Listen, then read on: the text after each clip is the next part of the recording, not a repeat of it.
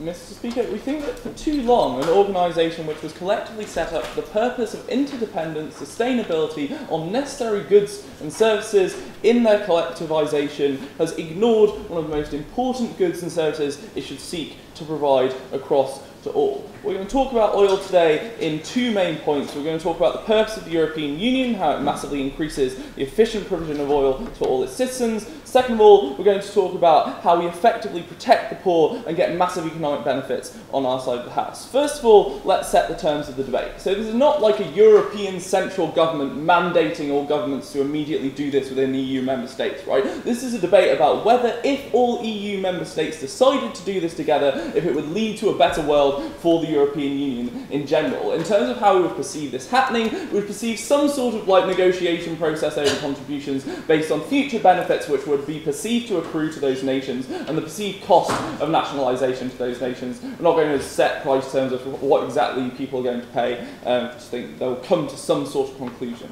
on that basis for those two things. Yeah, go.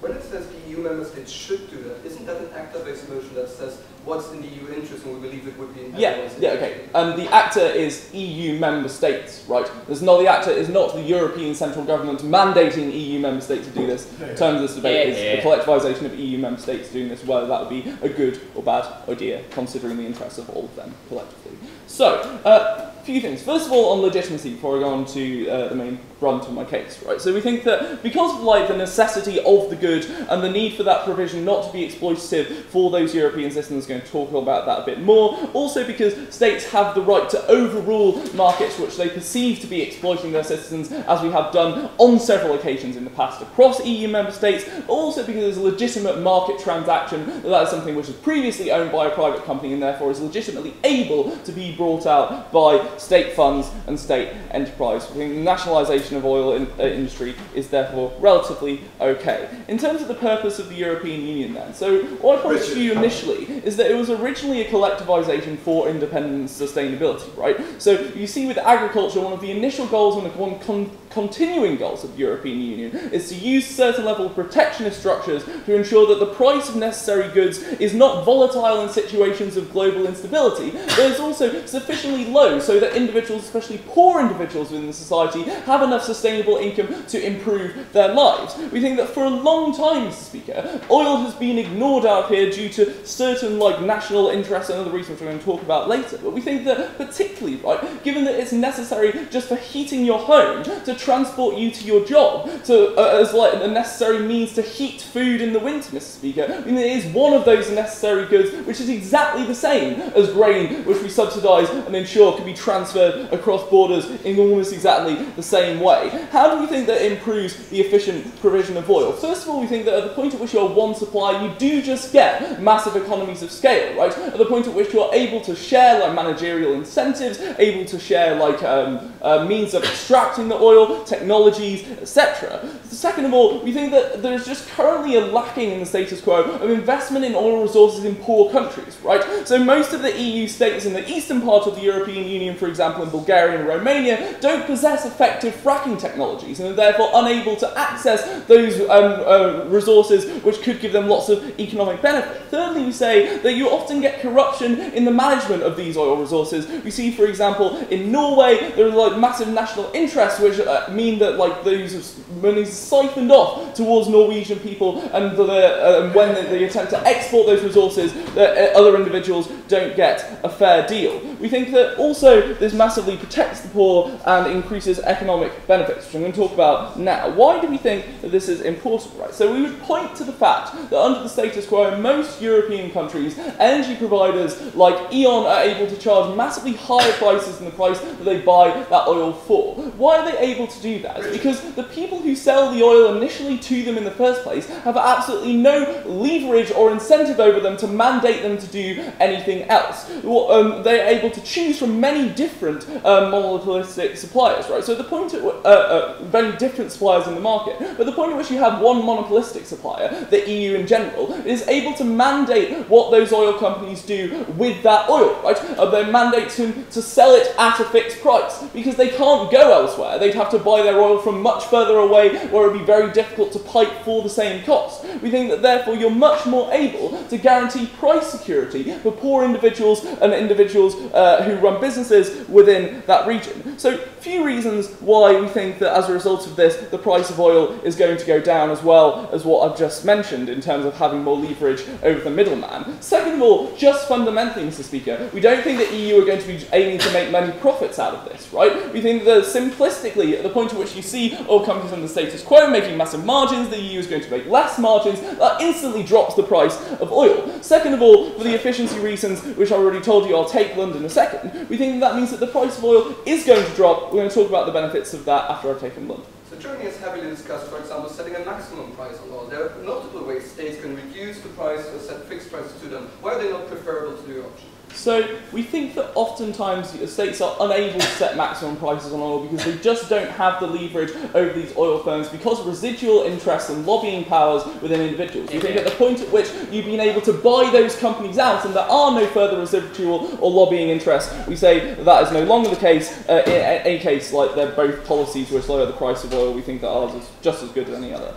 Beneficial for the economy as a result of lowering in the price of oil. So first of all, we would point to the fact that lots of the service industries which operate in the European Union have huge proportion of the variable cost being dedicated to oil. We would point to logistics firms, we would point to large-scale bakeries, like supermarkets who have lots of refrigerated lorries. We think that simply at the point at which you lower the price of oil so significantly, we think the European firms massively benefit. At the point at which they have those extra profits, they are more able to employ more individuals within those firms and grow as businesses. We think that that therefore has massive knock-on effects for those individuals who were previously unemployed but are now able to work in those firms. We also think that just on a fundamental social level, at the point at which you're a household, it being costing a lot less money to heat your home or to cook your food is significant benefit on our side of the house. So we think that for all of these reasons, because it's just a logical corollary of the European Union being collectivisation for interdependent sustainability, and because you get a ton of economic benefits which couldn't be provided otherwise, I'm very happy to propose.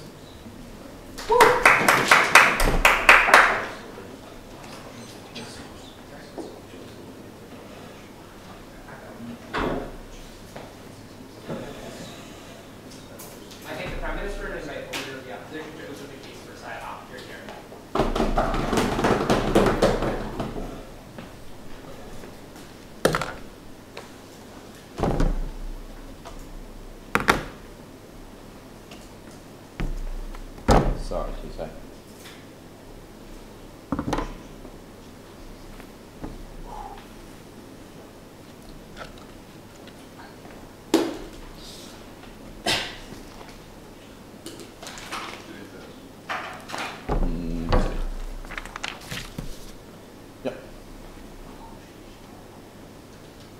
Mr. Speaker, I have 2 points for you today. Firstly, I'm going to tell you why creating a cartel that directly challenges OPEC, who are one of the key actors within this debate, is really damaging. It will galvanise them together and get rid of all the goodwill that's currently being built up with OPEC, making them less protectionist and less oligopolistic. Secondly, I'm going to talk to you about another exceptionally important actor in this debate, is the national populace within these countries, given that they both on a real level, moralistically own these resources within their countries, but also are under the perception that they own these resources, and why telling them they don't anymore is massively damaging. But lots of extraneous rebuttal. So firstly, we reject the premise that the purpose of the EU is due to interdependence and collectivisation. We do not think that that is what the EU is set up for. We think that the EU is set up to largely stop wars happening, but also bring about largely nice things from happening, okay? It's not all about massive economic collectivisation. Secondly, the EU is not currently in a massive oil crisis. Okay, we reject the idea that currently people are freezing to death in their homes in lots of different countries. We don't think that that's a realistic premise. Okay, but thirdly, we think it's also very interesting to use an the example of CAP as a example in which the EU has massively made a market more efficient. Okay, we think that the common agricultural policy has been massively inefficient. It's massively driven down the ability of countries to produce things in an efficient manner. efficient production means that efficient production means we get more of the good. More of the good means prices go down. So to actually help the poor people that they care about most and drive oil prices down, we should allow private industry if we are to believe that there are currently states in which these resources aren't being tapped to their fullest extent, we think that allowing private industries who are the most competitive to go in there and do so due to market forces because they are an exceptionally efficient collector of oil and do it is far better, far more efficient and drives prices down lower than directly subsidising in these areas, which inevitably brings in less efficient producers because, it's inefficient producers are the ones who need subsidies. Moving on then. So what's happening with OPEC? So first on to my first point about OPEC. Okay, so what we see currently with OPEC is that they are currently their relationship with the West has vastly improved. This is due to two problems, two factors. Okay, firstly, structural problems in the countries that are members. Okay, so especially Iran, Algeria, and Venezuela. Okay, we find that structural problems within these countries has damaged the ability of OPEC to be as protectionist as it sometimes wants to be. Secondly, we see that a changing global market has meant that it has formed much stronger ties with the West, particularly EU countries.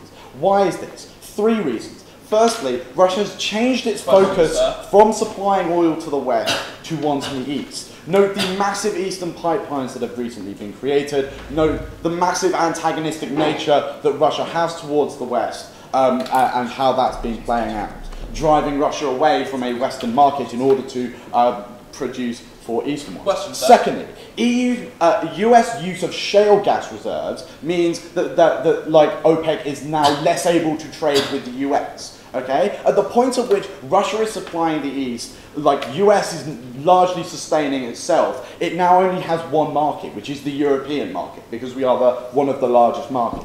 Okay, notice also that European economic depression has created a drive for people to get oil as cheaply as possible because we don't have as much money. Okay, at this point infighting occurs because they start undercutting each other. That's what we've seen currently. What happens under their mechanism, Mr. Speaker? We create a new competing cartel. Okay, this is both what happens in reality, but also how this will be perceived in these countries. Okay, what we will see is the idea that the evil West is at it again. It's trying to screw over the Middle East as usual. This is massively damaging. Why is this damaging? Because at the point at which you have a massive competing cartel, you are massively incentivized to galvanize your relations and produce a united front.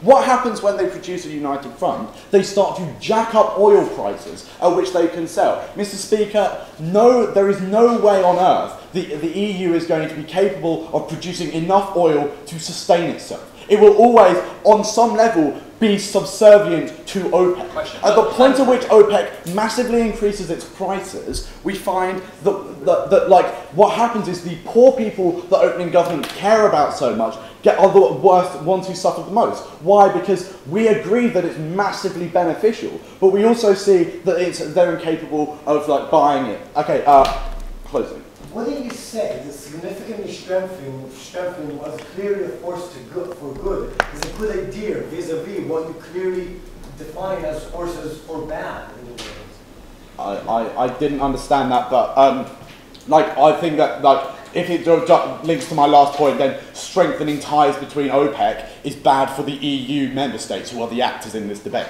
Okay?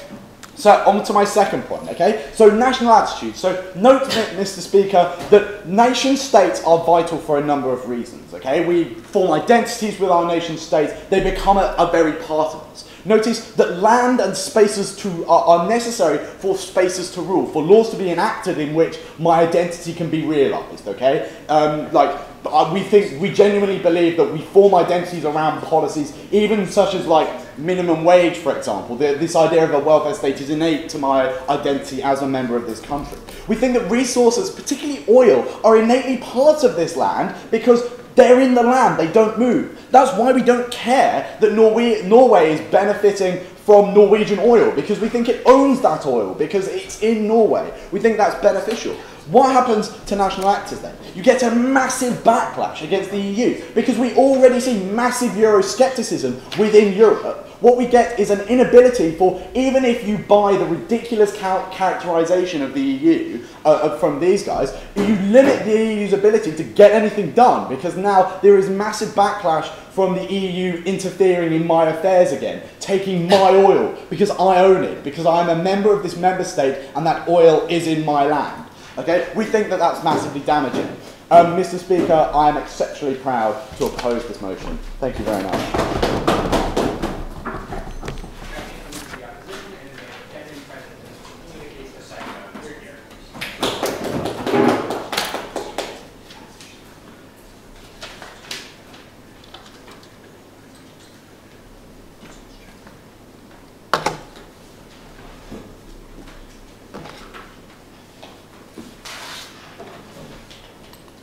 The biggest problems the EU are facing at the moment are one, an economic crisis, and two, threats from Russia. We say that oil and gas are the two single most important factors within both of these problems, and this policy massively increases our ability to deal with them.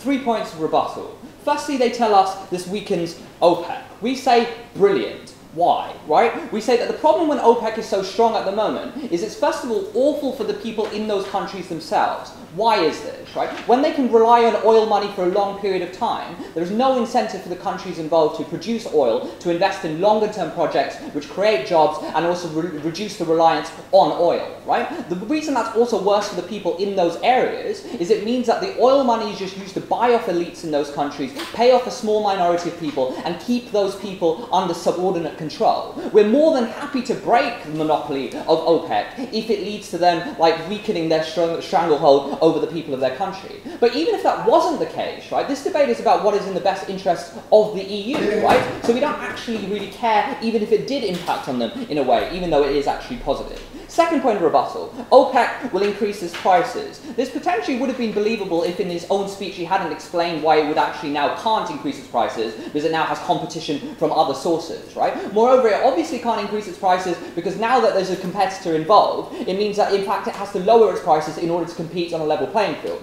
Moreover, it definitely can't increase its prices against us because we comparatively now as an EU bloc have a greater leverage as one big unit, right? Which means it's more efficient for individual states as well within the EU because they get benefit from essentially dealing as one big bloc as the EU does deal in other kinds of areas, right? Thirdly, they point out that like the common agricultural policy is not efficient, right? What we say is, first of all, like there's actually one big response here, right? What actually happens with the common agricultural policy is we necessarily screw over other countries because we like subsidize inefficient production. The difference here, which is actually brilliant for everyone involved, is actually that at the moment the reason that we're currently inefficient are for the reasons that Richard have told you, which I'll expand on already.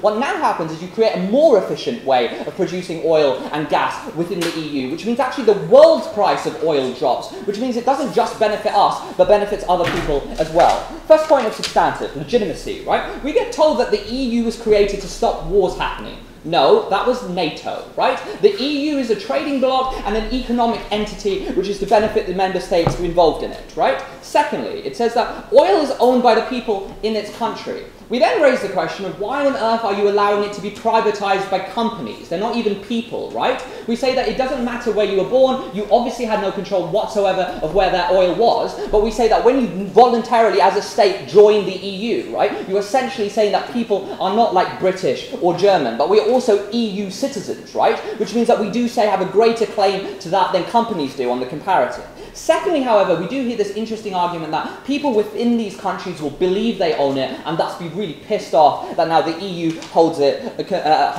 as its own. We say that firstly this is actually comparatively worse, less bad than the status quo when they see private companies taking massive profits from the oil involved. Secondly, what we say is actually, and I'm going to explain further in my speech, they actually necessarily benefit more so than they do in the status quo due to the drop in oil prices, due to the drop in gas prices as well, right?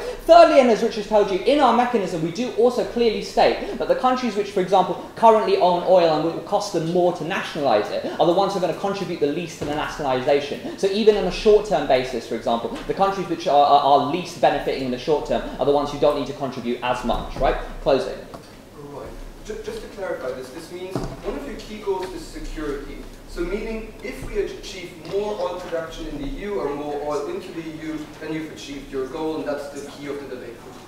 Well, yeah, part of it, sure. And other parts of it are like if it improves the lives of the EU member states and its citizens as well. Okay, efficiency and price, right? 3 things currently happen now. I'm going to show you the comparative as to what happens under our model, right? The first thing is that countries within the EU have incentives to invest in inefficient domestic technologies, right? For example, the UK has currently spent billions of pounds investing into fracking, right? Even though it would be far more efficient to invest in countries like Poland and Bulgaria in like gas and oil production there. But it has no incentive whatsoever to do that in the status quo, because it's not going to benefit from it, it doesn't control it on any level, and it has no idea what the hell those countries are going to do with it. Under our model, it has a huge incentive to do that, right? Because we essentially treat it as one big country, because we have this EU like independent body which discloses where that money is spent, which massively increases the efficiencies of the oil production. Secondly, what happens at the moment is that private gas oil and companies take a massive profit, right? Otherwise they wouldn't be doing it. We're not talking like 10%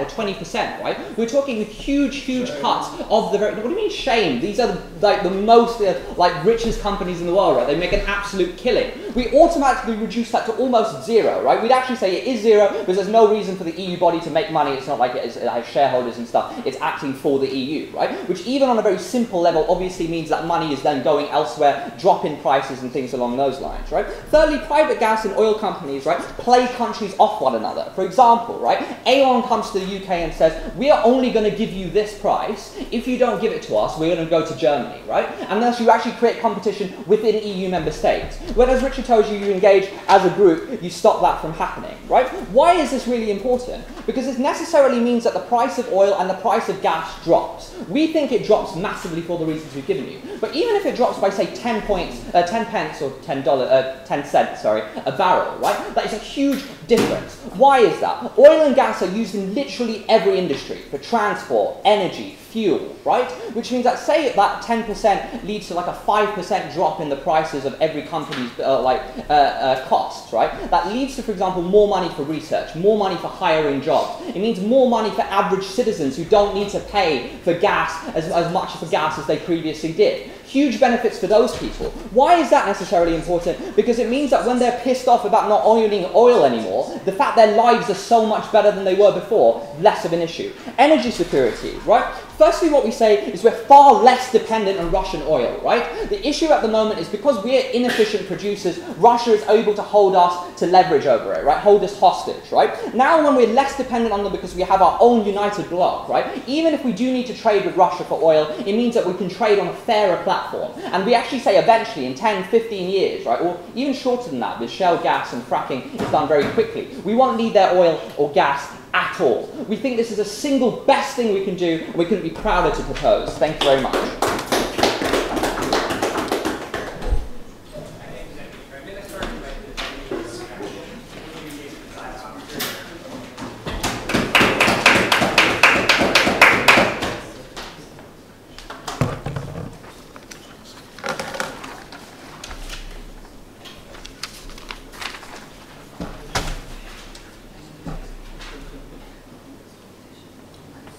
Mr. Speaker, Stephen is quite correct when he describes the EU as a trading bloc. But notice the marked difference between that and his partner Richard's description of the EU as an organisation about interdependence and cooperation.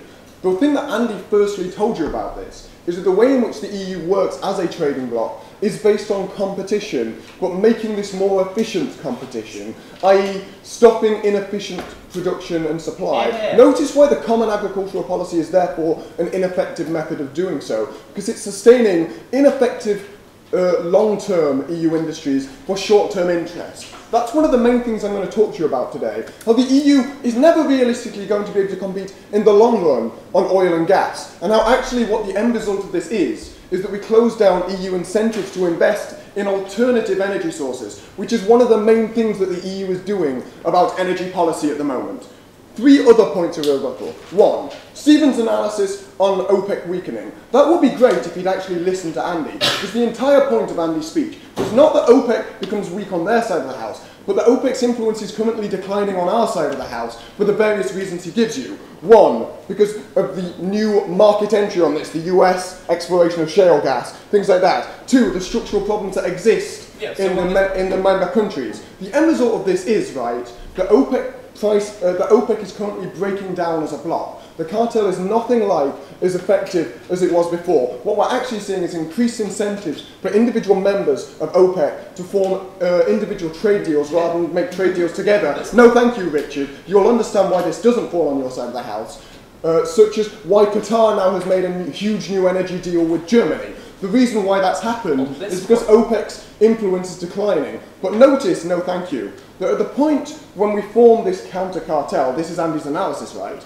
OPEC is pushed together as a bloc again. Why is this? One, what does OPEC actually want? What does OPEC actually need? Well, OPEC's incentives, right, are to, like, at the point when they're less able to control the price in the status quo, and there's this status quo incentive to break the cartel, right, they need to maintain profits for social stability. At the point when they're less able to do that because they're unable to compete with what they describe as incredibly low EU prices with no profit margins, but they are dependent on these profit margins to maintain social stability, they're incentivized to look into other markets and force the EU to use its comparatively cheaper oil as the only thing that they are buying. The end result of this is that EU energy resources just decline quicker, not at a reasonable rate, and EU becomes more dependent on internal oil supplies. This sounds great until you realise that the EU has a frankly incredibly limited comparatively supply of oil and gas, and at the point when we use it all up in the short run, OPEC is perfectly happy with this, because the main reason that they are controlling prices because they want to maintain their dominance over the oil market in the long run, which is something that they don't account for inside government. No thank you.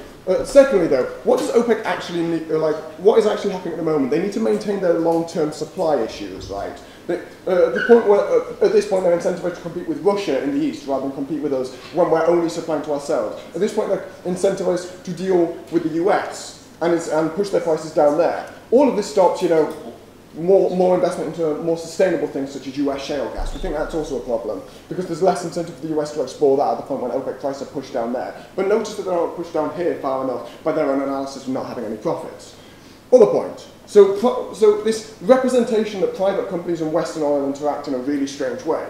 And like private companies just like own it and suck away all the profits. Problem is that's not really how it works. Problem is that private companies actually form contracts with the state for the exploration of and supply and production of oil, and then they supply them within the state. So the state takes a quite healthy markup off that, as well as making considerable tax revenue. These are used to subsidise some quite useful things. Notice that some comparatively poorer, otherwise EU member states, are quite reliant on these things to maintain a decent quality of living there. Notice how incredibly reliant Norway is on oil supplies. We think at the point when you remove what is Norway's main export, we think that's probably quite a large problem for the people of Norway, something they've not dealt with in their case. That also makes these poor people poorer. But another problem with this, right, let's go into EU incentives into alternative energy supplies, main point of this speech. No thank you. So key EU players currently have huge incentives to utilise EU links to incentivise cost-effective investment in alternative energy sources.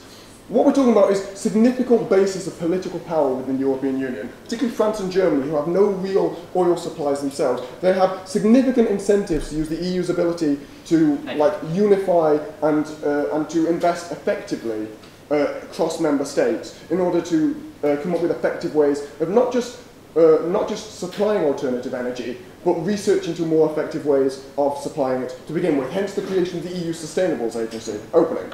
Okay, sorry, I was going to say that. So, like, countries like Norway, which predominantly export, right, are covered under our model because now, given it's more efficient and the price drops, people are subsidising them for their production but still have excess money left over for their states as well.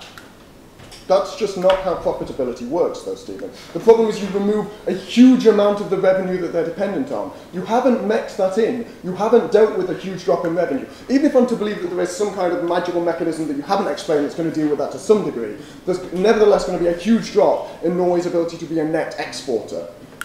Anyway, so there's a long-termist approach being taken in the EU, because particularly France and Germany have huge incentives to maintain investment and to utilise a significant amount of their European political capital to get everyone on board with a long-term sustainables programme. Because they know that this is the only way that you can crack down on OPEC's influence in the long run. Problem is, at the point when you now do what they want right and make it more efficient, if Stephen is correct, to invest in places like Bulgaria, which is inefficient at the moment even for the private companies that exist under the status quo, because the oil supplies there are relatively low, the gas supplies there are relatively small, they're not going to be sustainable for more than a couple of years. What you actually do is make the EU more long-term dependent on oil supplies. It becomes more efficient in the short term to investigate and explore new supply sources rather than to look out for new things. But also, in terms of investment in new oil and gas supplies, at the point when they say they want to remove profit-making from the equation, the problem is that the profits of these companies are often largely reinvested in exploration of oil. That's another problem for them if they want to go that way. But at the point when we want less investment in this, we want more exploration of alternatives and more research in these, removing the main political actors' incentive to do so, at the point when it's much more effective for them to instead want to spend their political capital on lowering oil prices in the short term for them, because that keeps the voters happy. This is a problem. Finally, in response to closing government, Andy's already told you that the EU is weakened by this because voters feel that these resources belong to them. At the point when you remove something from them that they feel belongs to them, and this already disliked EU is the actor doing this, you think that probably weakens the EU. I am exceptionally proud to oppose.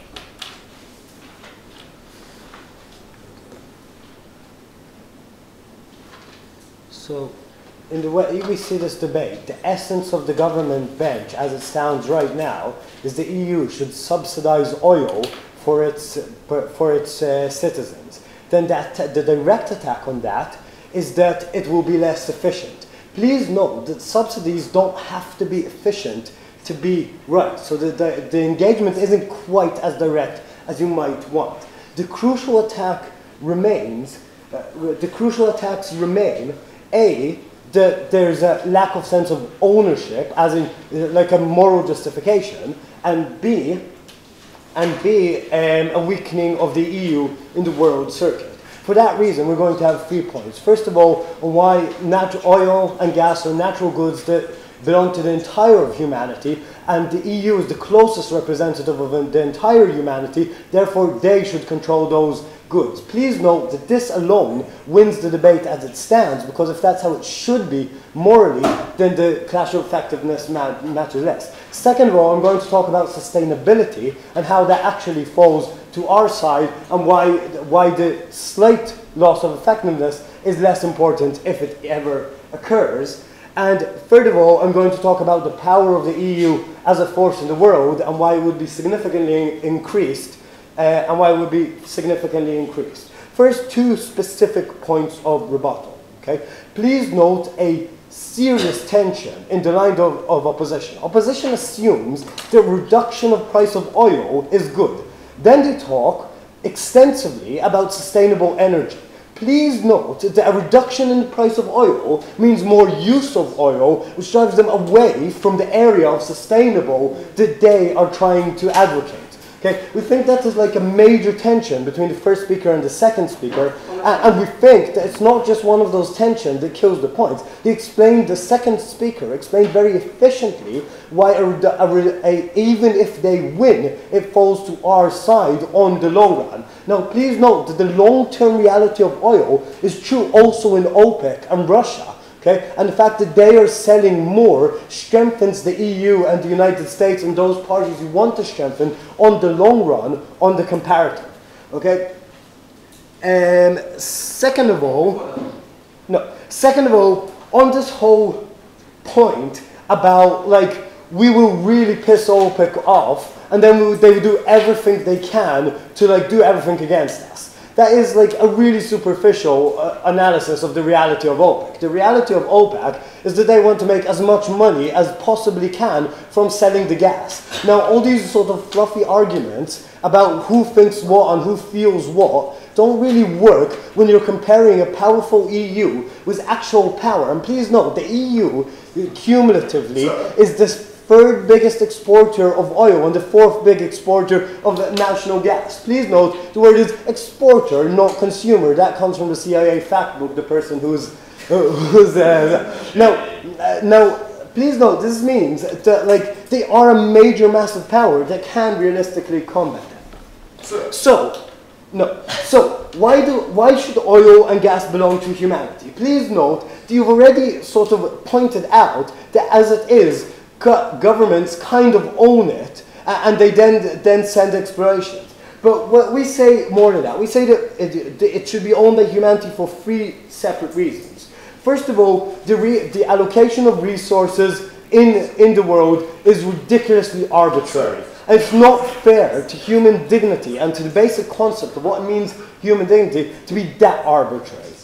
Okay? Second of all, it's a ridiculously meaningful resource. It's an immense impact on the lives of people and the lives of countries. Okay? We think it's a shared resource comparable to water or to food that we don't, or the seas, that just should not belong to one person or one country over the other. Thirdly, I think there's like a very strong arbitrariness in the places where people are born. We just don't think it's right that because you happen to be born on top of an oil deposit, you should be the lucky of life, whether if you're not, you can't. Now, we think that the EU best represents, of all the relevant factors, the entire of humanity. A, because it controls the most people, and B, because it is actually a force for good, working to help people, talking about subsidizing the weakest, improving human rights. So the EU represents humanity, and therefore it should control this vital resource, which is a common good. I'll take second if you have a question. First? Sure. Okay, so many OPEC producers, such as Algeria and Nigeria, want to reduce supply to maintain long-term control. The reason this hasn't happened is because OPEC need to disincentivize sustainables research. Note that you do this job better than they ever could. Thank you. I will grant you the fact that you explained why we might be in a down cycle of oil prices. We don't think it matters in the long term, and this brings me to the point of sustainability. Look, there's about 50 years of oil left in the world. It's going to run out sooner or later. There's maybe 100 years of gas left in the world. Okay? Sustainable energy is going to have to be used. Here's the question. How does it most efficiently be utilized by the EU when they all work together? Why is this? Because the analysis on private companies being more efficient doesn't exist in oils, A, for all the reasons that have already been built on the government bench and not being opposed efficiently, but B, because oil economy is really simple.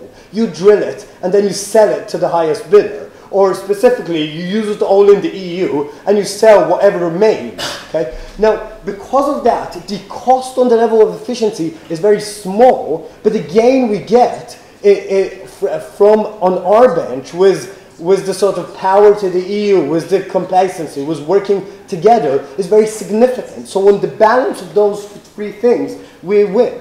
Finally, we think that the EU is uncontestedly the most humane power in the world. It is the strongest force for good.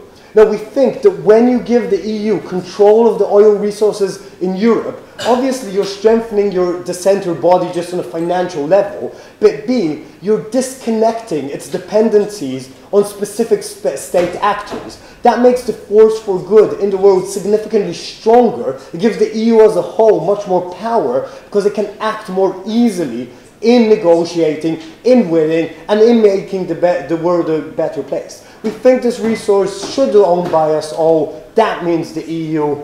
That's why we need to take it. I think that the government is a member of opposition.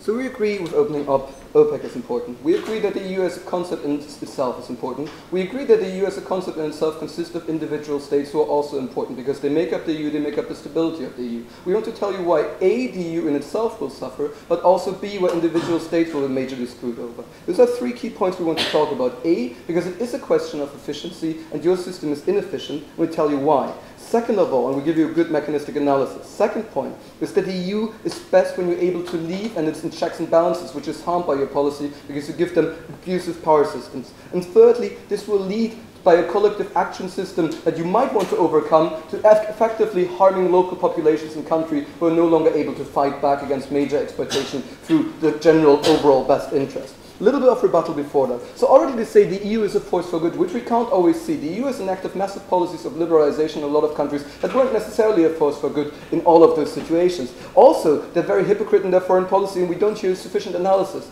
Furthermore, the entire case is reliant on the fact that there will be more supply and we're more capable of dealing with things. If we prove to you that's wrong, even if we're a force for good, we can't do much more. Lucky in life, we don't believe that's necessarily linked to resources. Many countries with a lot of resources tend to be worse off significantly. That's why we have the concept of the Dutch disease and a lot of economic interest. So we don't believe that ultimately if you're born in Poland on a lot of shale gas, you're much better off and therefore you need to contribute to everyone else. Also it increases tensions. That's already when Scotland and England talk with each other and there's much tension of Scotland leaving the United Kingdom because they want to have the oil for themselves. That creates tensions between culturally extremely close groups. Imagine the tensions when now the Scottish oil will have to be supported to the Romanians, who they already don't want in their country and have massive anti-immigration policies. We think that increases tensions within the EU. We think that's very, very bad. Then you have the idea that the EU countries will exploit each other. If anything, that is an argument for much better EU regulations of setting minimum standards of how to exploit.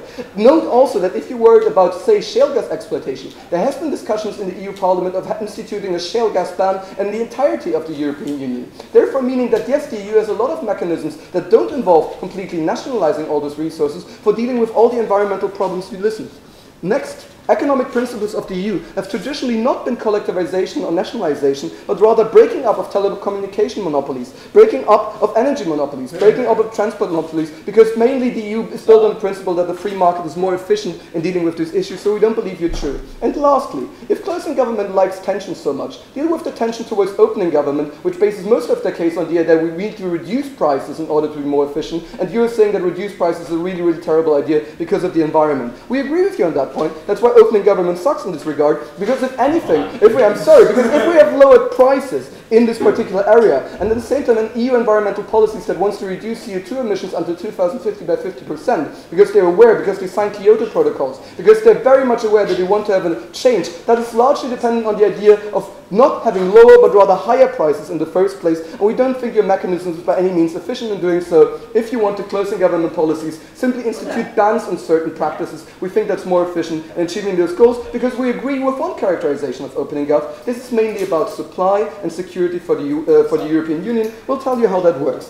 One last rebuttal. Deal with OPEC as a trading bloc, that's possible. You don't need to nationalize your own exploitation in order to deal as the EU foreign policy in a bloc with OPEC. Those are two separate issues which we think are very capable to separate. Now the mechanism. The EU, so like CIA fact books are cool, but you need to be able to read them. Until very recently, the last 10 or 12 countries towards the east weren't part of the EU. That's why we majorly exported to a lot of Eastern European countries who are by now part of the European Union. Otherwise exporting back to other countries towards the east, periphery, Switzerland, other areas. We think one of the reasons you also need to look into is that the EU is probably the second biggest importer of those gases and those resources, and that's majorly because we are indeed dependent. So the main issue, if you are an importer, what you're doing is you're keeping the vast majority of the resources inside your country. Therefore, we don't get the concept of being less dependent on Russia if already under the status quo, the vast majority of EU resources stay inside the country. So ultimately it does become about the idea who produces more inside the European Union, because we think it's very likely it will stay there.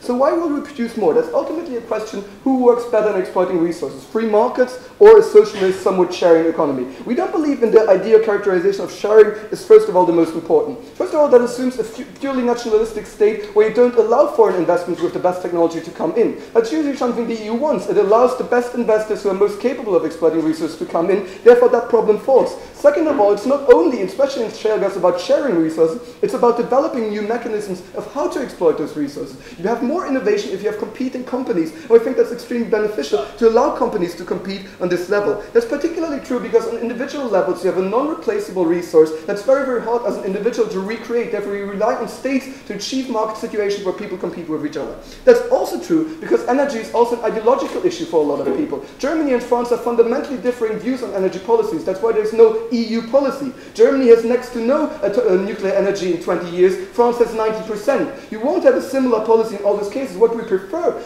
away from ideology, and rather have people compete on a practical, empirical level of what works best. That works under the current EU energy market of different national companies and several companies competing, seeing who creates lower prices and therefore ultimately increasing the supply of energy. We win that point. Second idea, the EU is best when they're not exploiting their power situation. The Treaty of Lisbon explicitly allows you to leave the European Union. It becomes significantly harder if you nationalize all those industries, therefore destroying the capacities of those individual states when they leave the EU to secure, as you point out, one of their most vital resources. We think that makes it significantly less likely for those people to get in those, makes it significantly less likely for those people to leave the EU. Why is that bad? Because the EU is more likely to abuse their power situation towards those countries in critical issues. For example, if the EU agency can now harm or benefit certain countries depending on if in EU Parliament, EU Council, they vote for specific critical policies. That's horse trading we already have, which will be encouraged by a further power mechanism, now giving them full control over energy and how they sell it internally inside the EU, how they redistribute it at which price to other EU countries.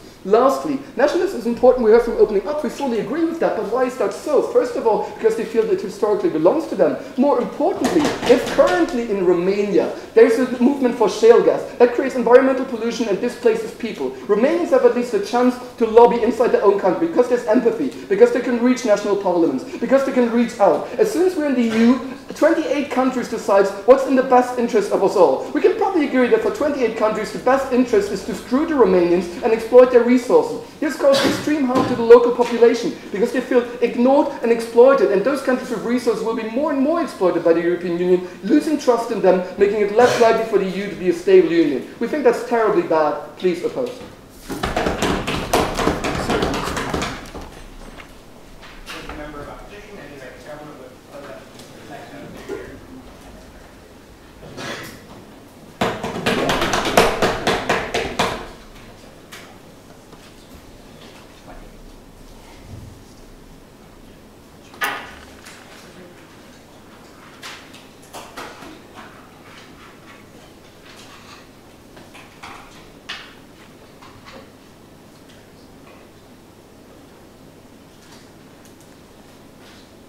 We're going to explore three main questions in this debate. First of all, we're going to touch upon the duty of sharing what you have with others. Why we believe that those countries that have a lot of oil has the duty to share them with the rest of the EU, preferably with the rest of the world, but with the rest of the EU is fine as well, as far as we're concerned. Secondly, we're going to talk about the effects of this proposition inside of the EU, and lastly, we're going to talk about the international level of it. Before that, a few points of rebuttal and the rest will be interwoven. First of all, we've heard that the EU is not really a force of good and because, well, many times they do some not very nice things and they're hypocritical.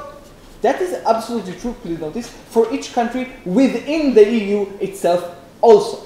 The point is, and that is what we tell you, the EU is the best we currently have, right? If you have anyone better, maybe we should give them the oil as well. We don't know. But as far as we're concerned, since the EU has decided that it is going to be a force of good, since it gives the most aid nationally, since it decides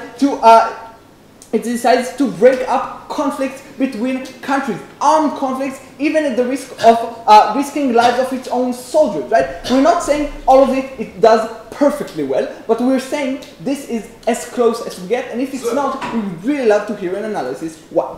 Secondly, we've heard, right, that, just a second, right, that we're not really sure that it's even good to have that much oil. We don't really, why is that something that you need to share with others, right?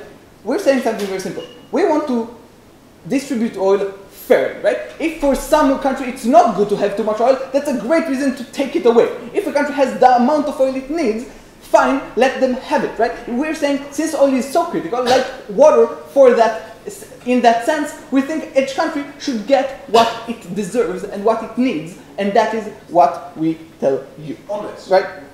Absolutely. Right? Lastly, they are talking about a tension about the whole idea of reducing prices. You notice we're not talking about profits. We're talking about sustainability, and I'm going to get to that difference in my flash. Lastly, they're talking about how they very much fear that the EU would abuse its power maybe against the weaker members of the EU by, say, polluting their country and stuff like that, right? What we're saying there is, first of all, please notice that that country can affect EU policy, right? That country can actually vote in the European Parliament that decide, we assume, like we didn't hear like what kind of body governs that, but we assume it's something of mutual agreement. Therefore, we do believe they have the ability to affect. Secondly, we already ban certain types of pollution when you want to get oil, right? So we think if those laws are not good enough, we have no problem of upping our standards across the EU, preferably, if not for those countries alone. Let's talk about the duty of sharing, because what I'm saying is very, very easy, right? First, government comes to us and says that, you see, it belongs to the people, why give it to corporations? That would explain why we need to nationalize oil to begin with. But the question is, why do we need to nationalize oil and give it to the rest of the EU, right? And that is exactly what we're saying here. We're saying, since we believe oil is a crucial resource, right? Much like water in that sense, we don't believe it's fair for some country to have too much of it. Please notice too much in the sense they can sell it to other countries while other countries simply struggle for it, right? We believe that is simply unfair. We believe we should give them, right? That's why the EU should govern it. As we tell you, it's the closest thing we have. Also, please notice that when it comes to arbitrarily placed countries, we think that the European Union is probably one of the most arbitrarily placed, where countries were formed by huge amounts of war over time. We think that if there's any place where it's absolutely arbitrary, it's probably the EU, and that is why it should be distributed. But let's move on further on.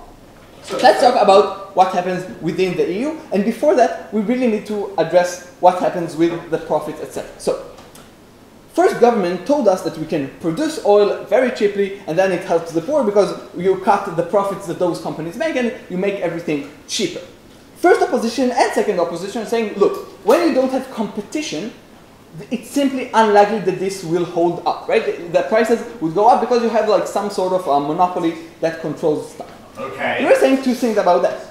A, please notice, this is the whole idea of subsidies. We can make it cheaper even if we're not effective by simply making, like, not taking the profit, maybe even losing money. But more than that, we're talking to you about sustainability. Why does that matter? Because even if we don't make enough profit right now, as long as we make enough profit to say, last us for the next, say, 30, 50 years until that oil and gas are gone and we simply cannot use them because there are no more. Therefore, we win this debate because it means that the EU is, first of all, strong enough for that period of time. Second, it actually has the money to develop other methods of energy, right? So, why is that sustainable, as we told you? Because simply, the oil business is quite easy, and I'm going to touch upon it in a second. Yeah. Yes. Okay, so Germany now has greater short-term incentives to spend all its political capital on maximising its share of these cheap oil contracts and subsidies, rather than doing good things like sustainable energy. But that's exactly what we're saying. Because it's sustainable, you don't profit from it, it's simply sustainable. That means that you're losing money. There is no reason to actually keep it up for the long term. You want to replace it. But the oil business itself, it's quite easy to manage. Why? Because the most important thing about the oil industry is to take chances, right? You may lose a lot of money. Since as the EU, we don't mind losing that much money. Since we're the third richest body in the world, clearly we can take that, right? Lastly, we're talking about the international power of the EU, because what we're saying is that since you make the EU now the third largest exporter of gas and oil, clearly you have much more force to do good things. We are talking about forcing rogue countries into behaving in a way that does not offend human dignity. We are talking about incentivizing other countries to talk about themselves using our money as an incentive, right? The fact that you have so much money, the fact that you have the ability to give that oil, not money, sorry, the fact that you have oil to give is the thing that makes us so powerful. We beg you to propose.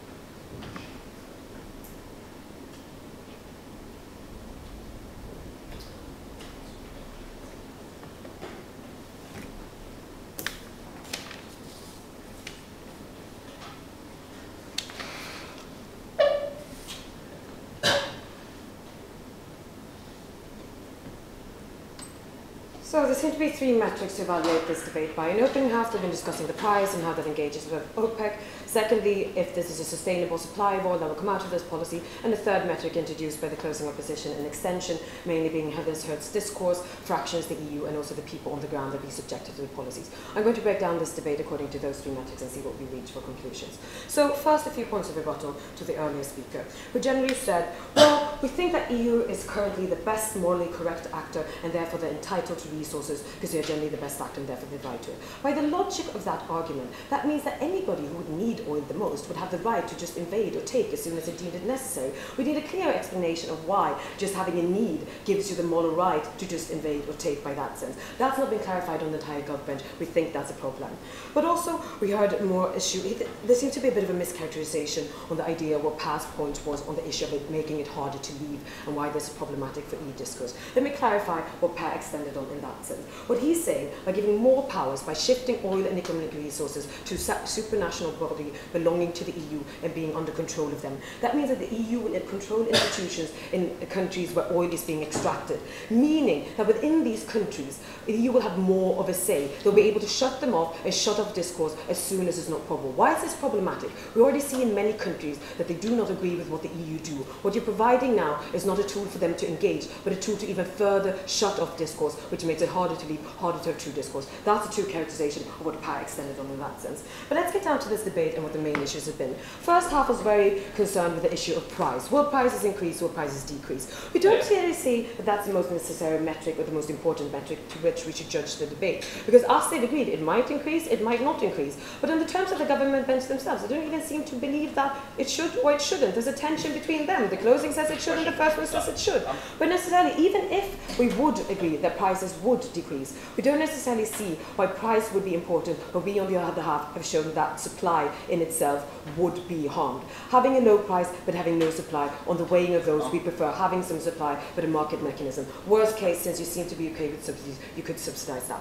So then generally looking at what happens to supply, why is it threatened? First, as we've had countries potentially leaving, that's a necessary threat out there. As Per brings you an extension, we'd fraction the EU further.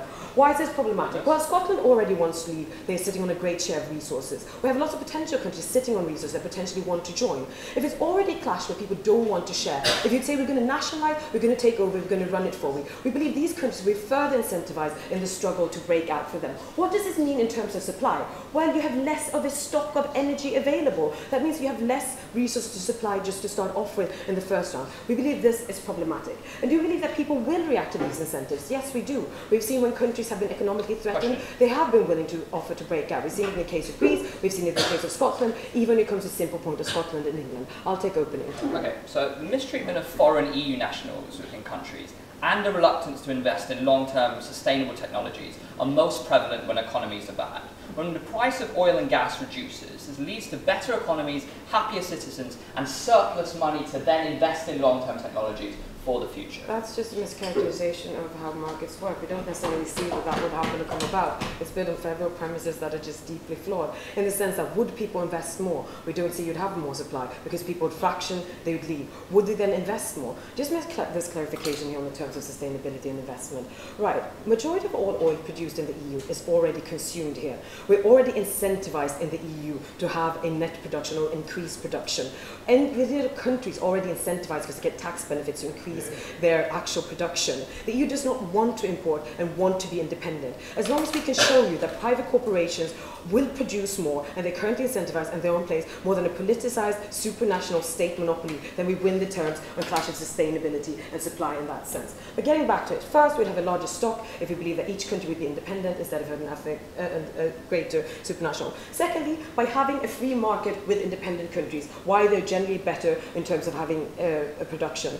First, several actors breeds competition. Competition is rather important when you want to innovate. That's the extension that PAB brings out. Opening up tells you that markets are better, but we tell you how by providing the mechanism that it breeds innovation. Because you generally need to compete and find better solutions and do it in opposition to somebody else. What have we seen in historical societies when we dealt out a state license to produce something? That's just going to disdain them. People have not been incentivized to push it further, make more profit, or go even further. And we do believe that with competition, that breeds an innovation and the ability to do that. What you could do with that is extract more efficiently. Secondly, competition means that you have less bureaucracy. You would not just stay onto it for the sake of doing it just for that. But also, you would have less susceptibility to lobbying power. You generally have the most efficient market and efficient place to invest in, and not just what a politicized decision would be on an EU state level, 28 countries do agree. So be able in terms of sustainability or the actual production, that clash is one on this side. On the issue of why do we believe this would happen? Because we believe politicizing this issue would be a threat to supply, because the general fact that you have 28 countries' interest to take into account now, from having just one country and it's effectively before. All different countries have different political agendas, not only in terms of energy politics, but general foreign politics. We haven't been able to agree on those issues either. If you have one country now that would not want to engage with another country, they could just veto energy production or put a deadlock to it, meaning supply would even further be hindered. So in terms of sustainable supply, we think that clash has substantially been dealt with on the side of opposition. Last issue that PAB brings you an extension. Generally, even if they'd won the issue of prices, even if they would win a sustainable supply, why do you think this is harmful anyway? Generally, because how it affects countries, which we dealt with in the rebuttal, of how it makes them lock down and not being able to negotiate or criticize the EU, but also how it harms people on the ground. Because what's probably going to happen, if shale exists in many of these countries, like for example Romania, we believe that you're more incentivized to extract when you have 28 countries deciding, and these countries do not suffer the consequences of actual extraction.